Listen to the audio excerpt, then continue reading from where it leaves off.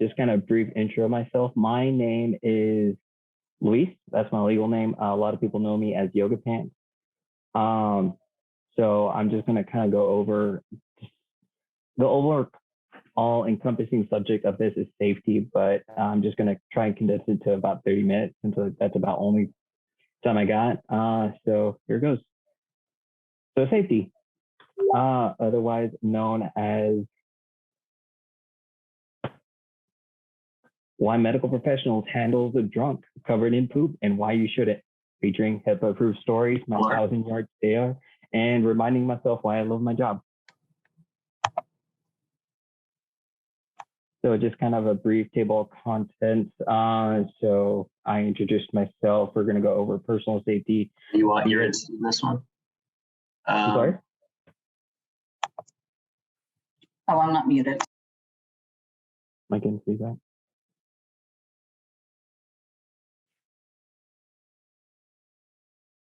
All right, can you all see that?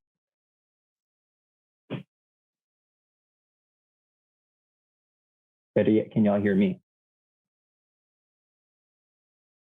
Okay. Yes, we can hear you and can see it. Okay. Infectious disease and exposure, decontamination and removing TBE, hand hygiene, discarding hazardous and infectious materials, scene safety, and basically our mantra is EMS. So again, who I am. I am Luis, also known as Yogapants. I'm 28 years old and I'm an EMT. I don't get paid enough. Been certified and licensed for about 3 years, worked in the field and clinical settings. So I've been in my ambulance for about 2 years. One of those years now I've been working between hospitals and the ambulance.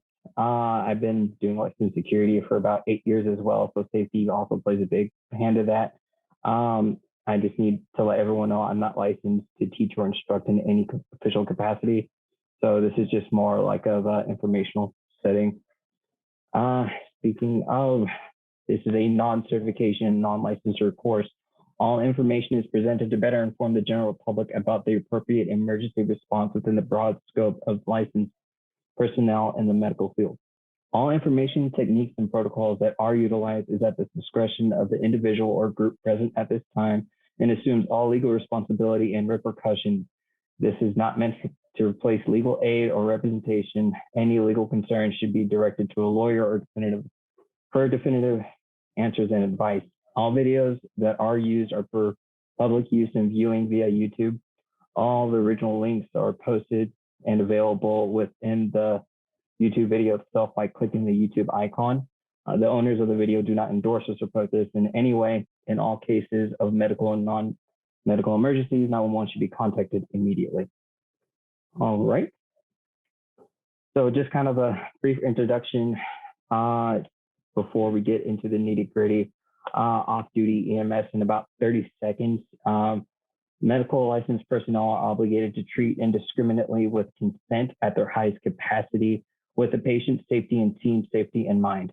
And we do this through our duty to act using medical ethics by thorough assessments and ensuring that our BSI is appropriately put on and that the team is safe. Unlicensed personnel are to work and assist within their own comfort zone. We don't ask you to do interventions we know that we're supposed to do. You are not obligated until you state or say otherwise, whether it's through your clothing or through your verbal use. And collectively, we are to provide first aid, BLS medical care, and that's just making sure that the airway is secure, the breathing is secure, and their circulation is secure as well through emergency means. And safety. Safety has been, again, a pretty big part of this presentation. So generally, we like to be unarmed as medical.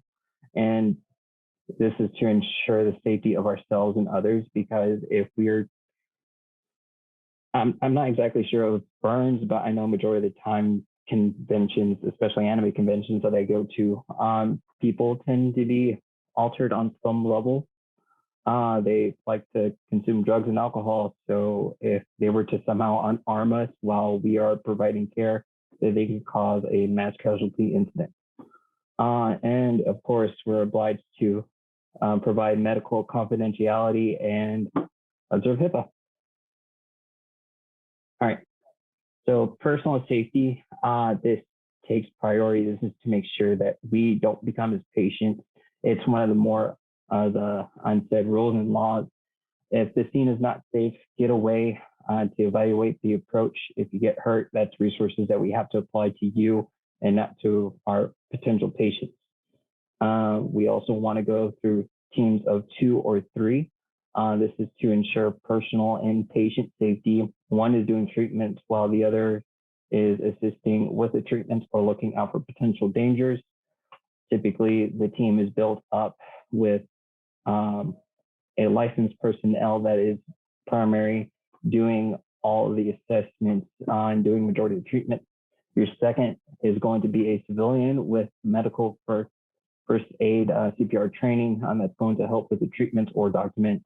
And if you're lucky enough to have a third person, they are typically going to be dealing with the communications with the team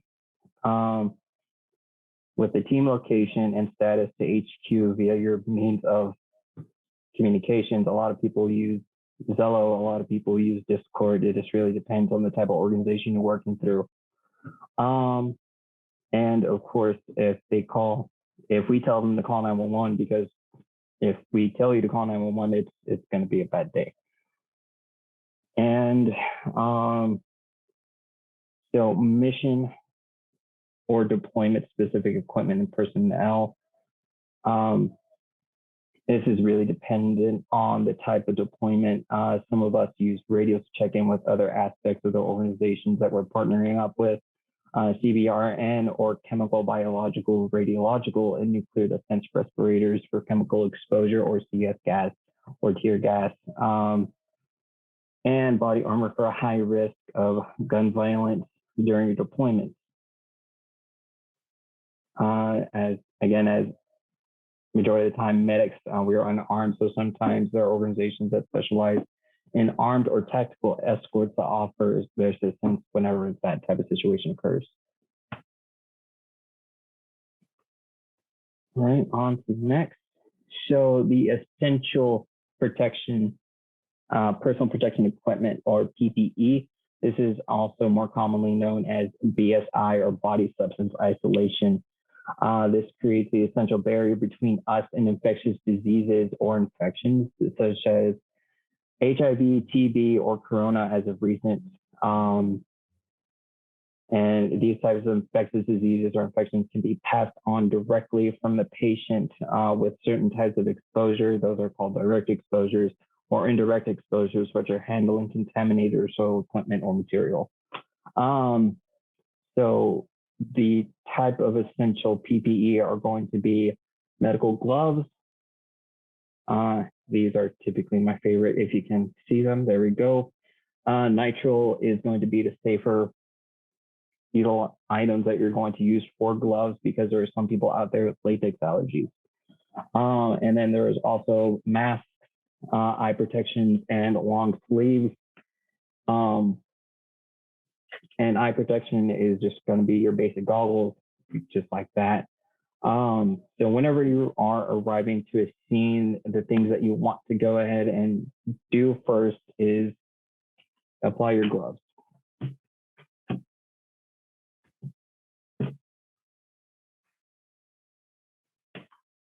So you want to go ahead and pull out 2 at a time.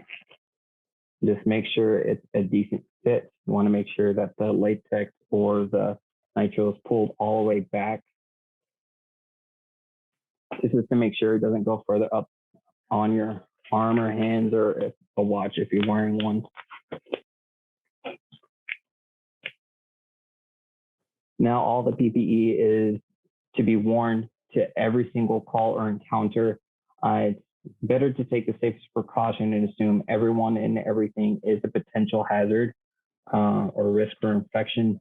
It's just to make sure that you're still up and running, that your partner's still up and running. More importantly, that you're not moving that initial exposure to other patients, because you're dealing with patients all day. You really don't want to make their condition worse. So gloves are to be changed for every patient encounter if non-life threatening, especially in the field. So for instance, if someone sprains their ankle, I respond, I have my full PPE on, I go ahead and wrap that, and then I see someone fall, and the first patient is complete, their care and all that is complete. I'm gonna go ahead, take off my gloves, and just slap on a new pair while I'm walking to that patient.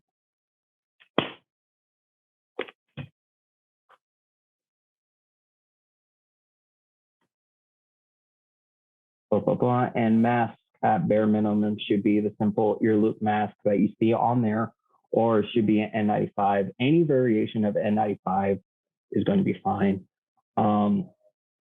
Just be sure it's from a reputable source. Some hospitals have been known to be duped into buying mass loads of it and having lots of recall because of it.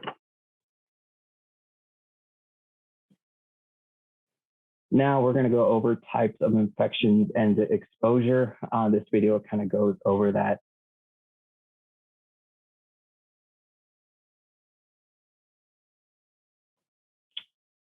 Oh boy.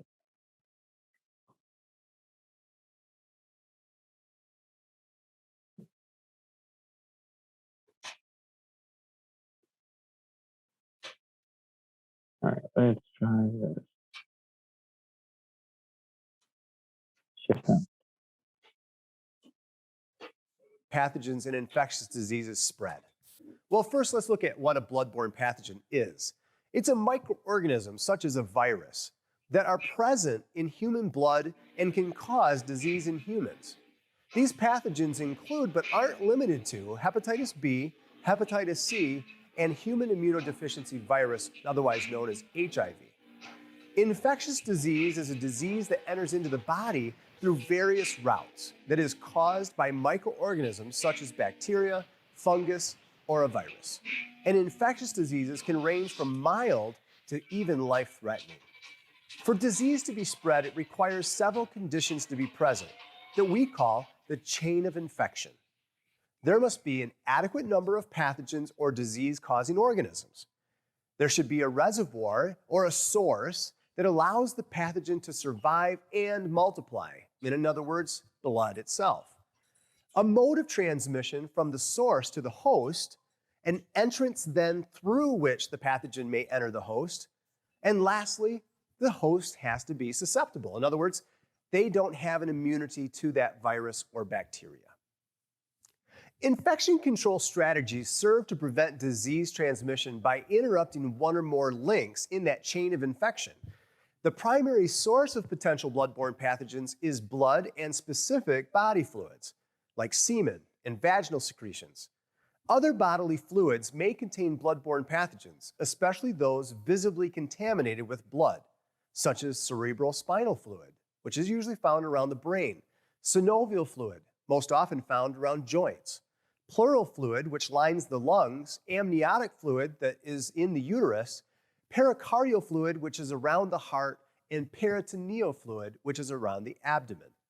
Urine, feces, saliva, and some other body fluids do not typically carry bloodborne pathogens, but when introduced with blood, also become potentially infectious materials.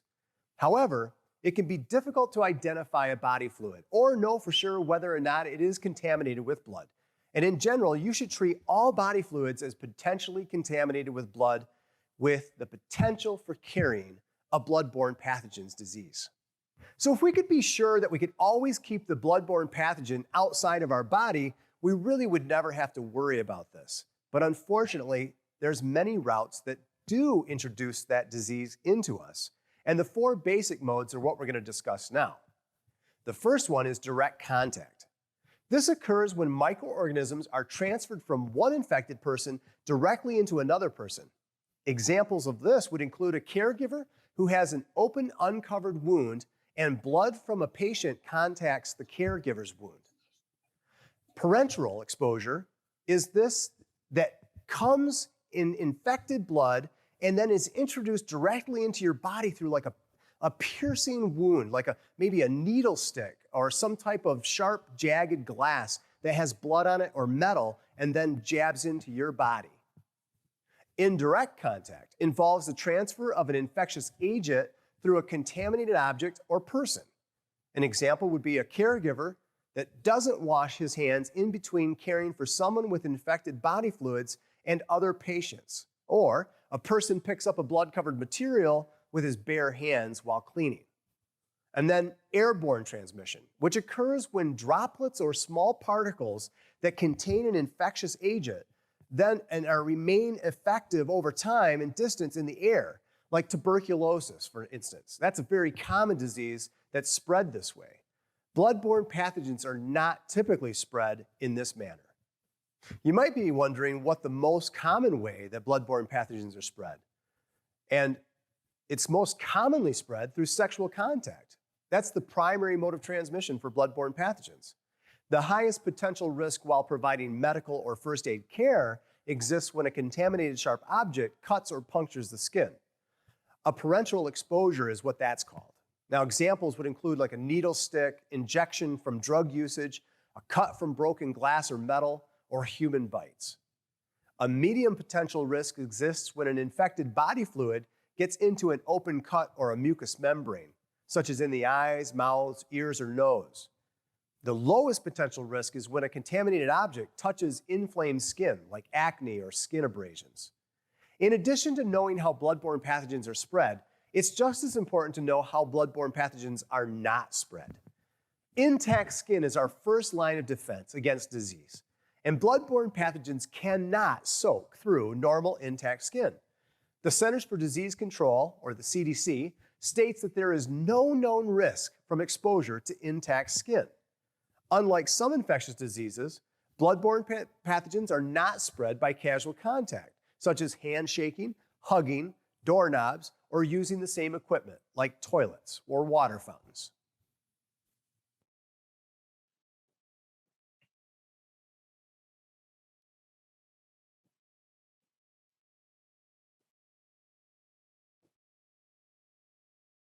Okay. All right, let's keep it going. No, next. So you might All right. So normally with actions and events, you want to go in and already have your PPE on. So for instance, you're in the car, you just arrived to the location where you're going to go ahead and work medical. And you have one of these fancy N95s from BYD. So the way that you're going to go ahead and put it on is you're going to bring the elastics up front. You're going to have your hand gripped like that. That's way too bright. All right, there you go. Now you can see me. You're going to have your hand gripped just like that. Again, both elastics up front. You're going to press it firmly up against your face.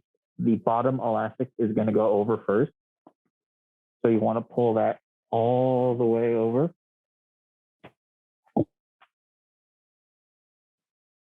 And then you're going to want to pull the top one over just like that.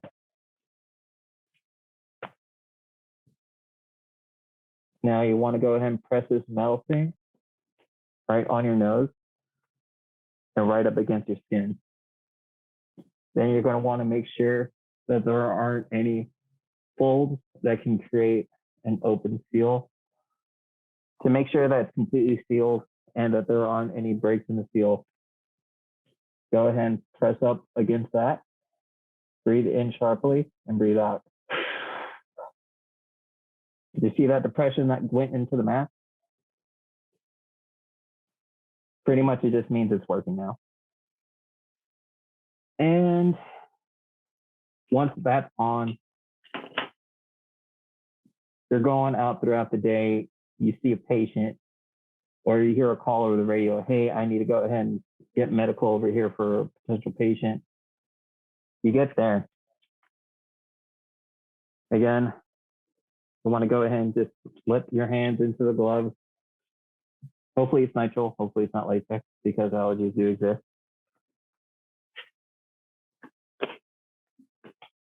Put the glove all the way over, and then you want to put on your eyewear. And now that's your full PPE. Congratulations. Now, let's say you see the patient. You done that. You're walking away from the scene. You go ahead and fix all this scrape. And if everyone can go ahead and put on their set of gloves and bring out either their fake blood shaving cream or whatever you want to represent as blood.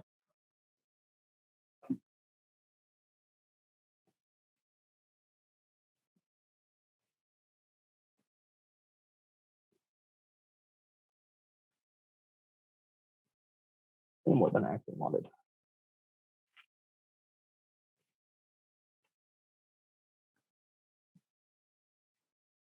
All right, my hands are now effectively covered in blood. You just want to go ahead and smear all over your hands.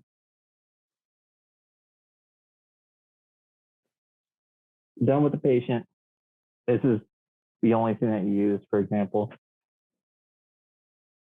You want to go ahead and just ball up the gauze. And you want to use the basic instructions. You want glove to touch glove and skin to touch skin. You want to go ahead and, sometimes it's a lot harder. You want to catch it by the cuff, pull it away from your skin and your hand, and just slowly peel it away. Now, with your ungloved hand, you want to go ahead and reach into the gloved hand, making sure that your skin touches skin.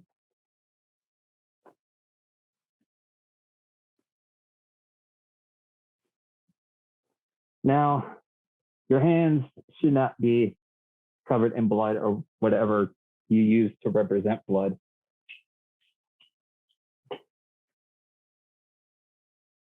Now, to discard this safely, you want to go ahead and use a red Bile Bag.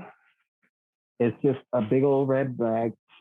It's going to have the Biohazard symbol on it, and it's going to say danger, and it's going to have Biohazard somewhere on there.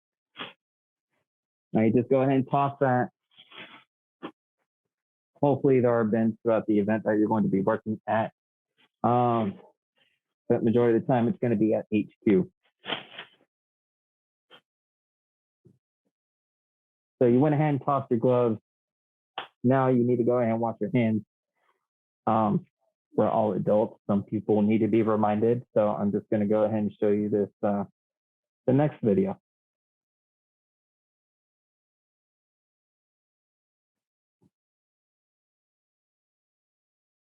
Oh, well, if you didn't understand what I was showing, for example, this is a video on how to remove your gloves.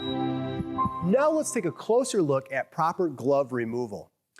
Remember that only skin touches skin and glove touches glove. And if we follow those principles throughout this step, even if you forget the exacts, it should keep you safe and protected from any kind of cross-contamination. When we're taking off the gloves and they're contaminated with either blood or other potentially infectious materials, we're going to grab close to the cuff of the first glove and pull it away from the hand. Slowly untucking and unpeeling that hand away from the other gloved hand, we wad that dirty glove up into the palm of the gloved hand. Now, following the skin-on-skin rule, we go underneath the first or the second glove and untuck that, which keeps the contents on the inside clean on the outside. We can now dispose of this in a regulated waste container and then move to our next step, which is equally as important as the personal protective equipment, and that's washing our hands properly. All right. So far, any questions?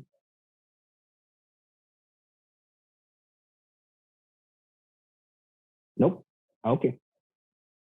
Nope. Come on. Now let's take a closer. There it goes. All right. Now, CDC guidelines, wash your hands for about 20 seconds. I'm I'm gonna let Elmo take a show for this one. Wash, washy, wash, washy, wash, wash your hands. Scrub it while you're singing this song. Wash, washy, wash, washy, wash, wash. Rub your hands and fingers in the places in between. Using soap and water makes your hands so clean. Wash your hands. Great job, you're almost done. 5, 4, 3, 2, 1, now dry. Wash your hands for 20 seconds, just like Elmo.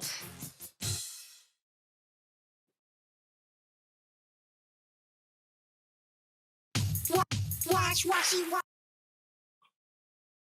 All right, now let's go ahead and just kind of briefly go over what infectious and hazardous material are. Pretty much it just means anything that punctures, touches, or comes from the patient. So body fluids like blood, poop, saliva, and urine. Sharps being a lancet that we use for checking your basic vitals like blood sugars. And IVs, you're not going to see a lot of in the field unless like you're a paramedic or a nurse and you just want to do that just because.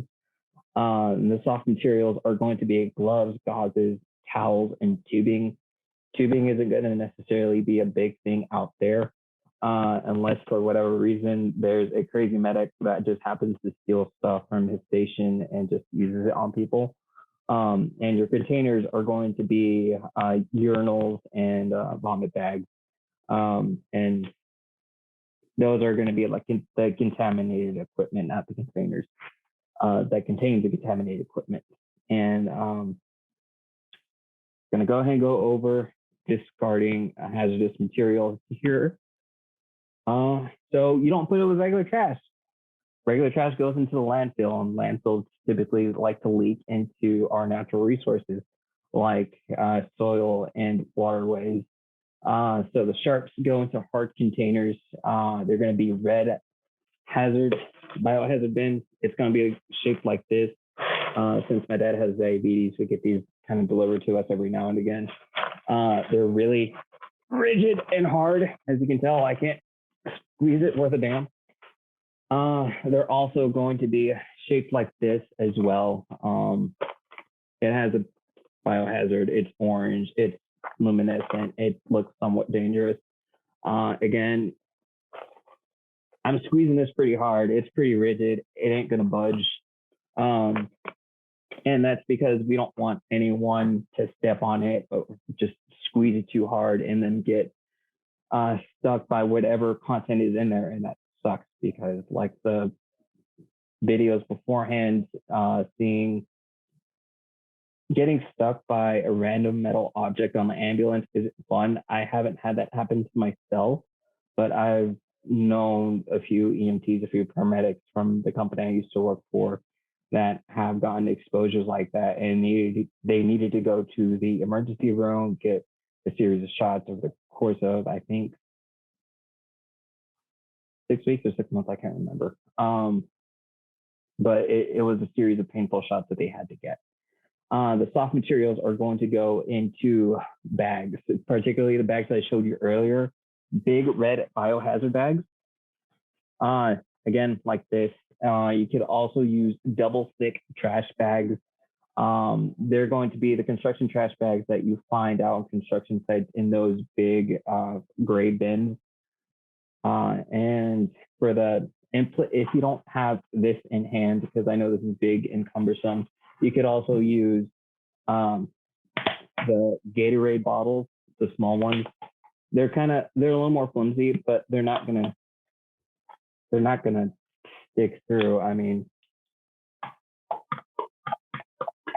it's hard to stab through. I'm gonna have to put a lot of force into that, and the little glucose lancets that you use to check sugars, they're not gonna pierce through that.